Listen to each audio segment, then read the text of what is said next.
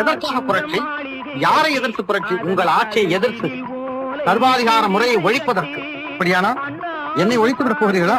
எங்கள் லட்சியம் ஆளை ஒழிப்பதல்ல, மன்னாட்சியை ஒழித்து மக்களாட்சியை ஏற்படுத்துவது. நானும் மக்களில் ஒருவன் தானே. நானே ஆட்சி செய்தால் என்ன? மக்களில் ஒருவர்தான் நீங்கள். ஆனால் மக்களின் நிலை அறியாதவர். ஏழைகள் இந்த நாட்டை ஆள வேண்டும் என்கிறோம் நாங்கள். அதெப்படி முடியும்? விவசாயிக்கு உழத் தெரியும், வியாபாரிக்கு தொழில் தெரியும், எனக்கு தாய் ஆள தெரியும். அப்படித்தான் மக்கள் இதுவரை நம்பி வந்தார்கள்.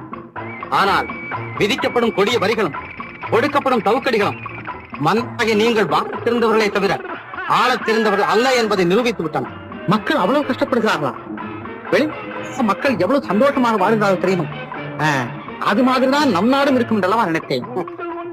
பாத்திரம் நிறைய பாலை கண்டு பழகிய உங்களுக்கு சாக்கடை நடுவிலே